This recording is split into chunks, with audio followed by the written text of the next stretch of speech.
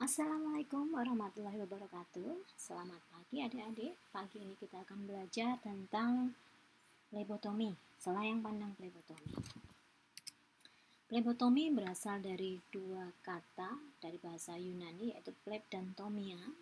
Di sini untuk pleb sendiri adalah pembuluh darah vena, sedangkan tomia adalah mengiris atau memotong. Seperti pada gambar ini, dahulu ini benar-benar dilaksanakan, ya. Dan apabila ini dilaksanakan saat ini, pasti akan sangat mengerikan sekali, ya. Oke, perbedaan plebotomi zaman dahulu dan zaman sekarang. Untuk di zaman dahulu itu ada cara cupping atau menghisap, terus penerian vena atau vena section, dan gigitan lintah. Jadi ini adalah beberapa cara untuk pengambilan darah. Tetapi di sini proses ini digunakan bukan untuk pemeriksaan, melainkan untuk terapi. Untuk flebotomi masa kini, ini untuk tusukannya sendiri dibagi menjadi dua, yaitu di vena dan di kulit. Sesuai dengan tempatnya, untuk di vena disebut dengan venipuncture, sedangkan untuk di kulit disebut skin puncture. Untuk pengertiannya, plebotomi itu sendiri adalah proses pengambilan darah atau pengeluaran darah dari sistem sirkulasi, di mana di sini digunakan dengan cara insisi atau pembelahan atau penorehan atau penusukan, di mana digunakan untuk analisis dan diagnosis. Sedangkan plebotomis, ini plebotomis adalah orang yang melakukan. Nah, di sini adalah tenaga kesehatan di mana telah mendapatkan pelatihan untuk mengeluarkan dan menampung spesimen darah dari pembuluh darah vena, arteri, ataupun kapiler. Dan plebotomis itu seringkali yang terjadi di lapangan tidak pernah mendapatkan pelatihan formal. Jadi saya contohkan, umpamanya seorang anak SMA bekerja di laboratorium klinik, di mana dia tidak ada petugas lain di sana, dia belajar dari apa yang dia lihat. Nah, meskipun dia bisa melakukan plebotomi, tetapi dia tidak memahami teknik, apakah resiko yang akan dihadapi apabila terjadi kecelakaan kerja ketika plebotomi. Di sini yang penting, seorang plebotomis harus mengutamakan keamanan kerja, ya, dan keamanan pasien, atau safety worker dan safety patient. Untuk seorang plebotomis juga harus memahami SOP, standar operational procedure, dan pelatihan sehingga mengurangi resiko terjadinya gagal atau terjadinya kecelakaan ketika bekerja. Ada beberapa kesalahan persepsi di mana plebotomi ini dianggap sama dengan pemasangan infus, padahal itu jelas sekali, ya. Untuk plebotomi itu mengambil darah atau mengeluarkan darah, sedangkan untuk infus itu memasukkan darah. Nah, ini diperlukan tambahan pengetahuan sehingga bisa meminimalkan kesalahan dari hasil pemeriksaan di laboratorium.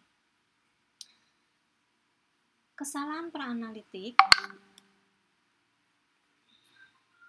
Nah, ini sebelum kesalahan praanalitik, saya informasikan dulu proses laboratorium dibagi menjadi 3 segmen, yaitu proses praanalitik, di mana dimulai dari persiapan pasien sampai dengan sampel itu dikelola, sampai dengan sampel tersebut siap untuk diperiksa.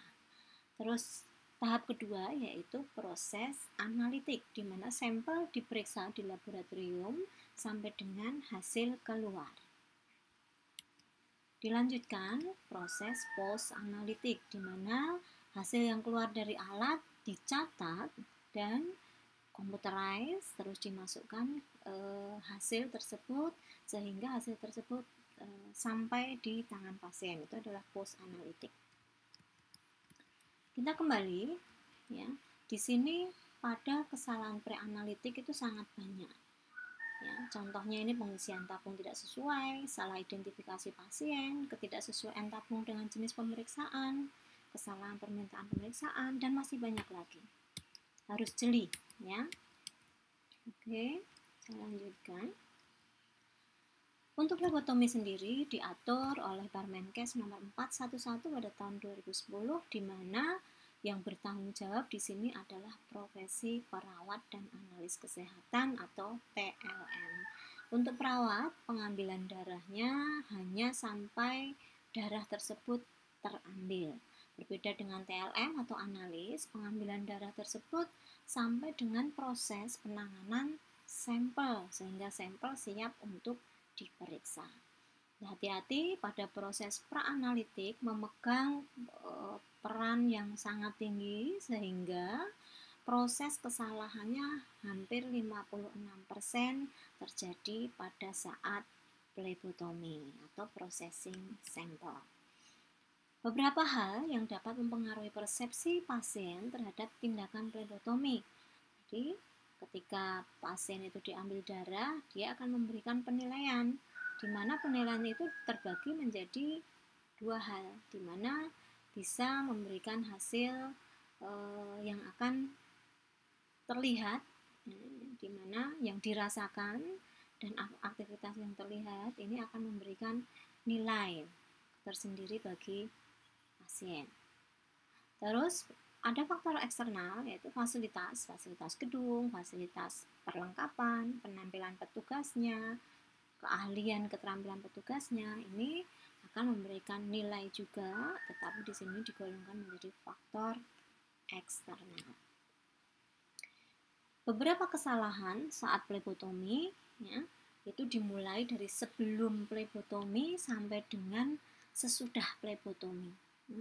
Sebelum flebotomi ini dicontohkan adalah misidentifikasi pasien, ya, ketika memanggil pasien nama yang dipanggil salah atau nama yang sama, yang datang orang yang berbeda, keterlambatan, mamanya harusnya diambil 2 jam tepat setelah makan, nah ini tidak tepat, salah tabung, kondisi persiapan pasien tidak optimal, sterilitas sampel yang diambil kurang steril, atau mungkin koordinasi dengan pasien kurang tepat, sehingga proses ini bisa mengganggu kualitas dari sampel.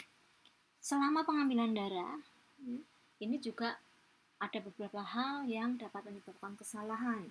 Contohnya, lama pemasangan torniquet atau pembendungan yang harusnya 1 menit, di sini lebih dari 1 menit. Terus, di sini ketika pembendungan lebih lama akan menyebabkan hemolisis. Nah, selain itu, beberapa hal yaitu gagal tindakan atau pengisian tabung yang tidak sesuai. Selama pengambilan, di sini menjadi tanggung jawab dari flebotomis ya, khususnya ini adalah perlunya pelatihan. Nah, ketika sampel sudah terambil, di sini ketika gagal memisahkan sampel sel darah dengan serum, ini akan menyebabkan mutu dari sampel tersebut menurun atau sampel tidak bisa dipakai.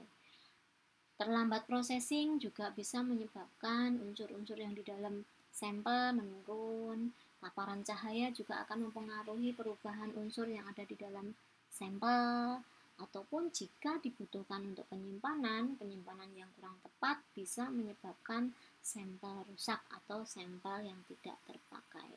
Nah, dari total kesalahan ini, ujungnya adalah kualitas mutu atau sampel tersebut tidak terjaga, sehingga sampel tersebut adalah sampah, tidak bisa dipakai.